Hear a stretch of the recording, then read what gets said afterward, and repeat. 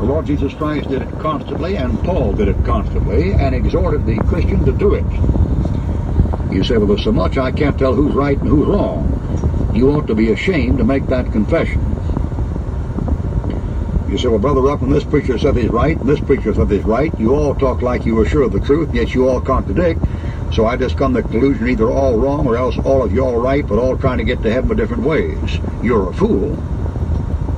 You have no business getting rid of the truth of God just because you're too wicked to look it up.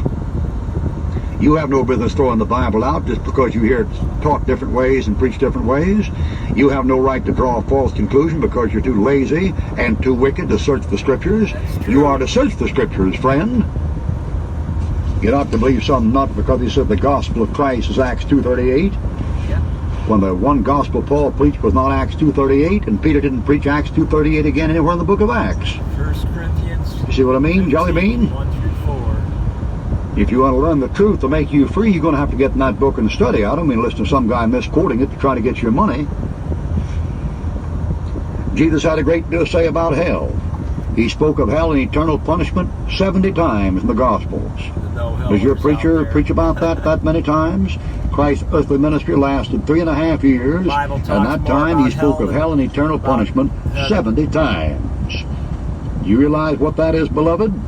That's 20 times a year. That's 20 Sundays out of 52. That's almost half. He wants to warn you. Does your preacher preach 20 sermons on hell every year?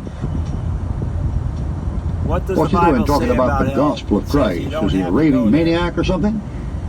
Who are these people going around talking about following Christ and following the example of the lowly Galilean and following the lowly Jesus and not preaching on hell 20 times a year? He did. In Matthew 25:41, he said, "Depart from me, you cursed, an everlasting fire, prepared for the devil and his angels."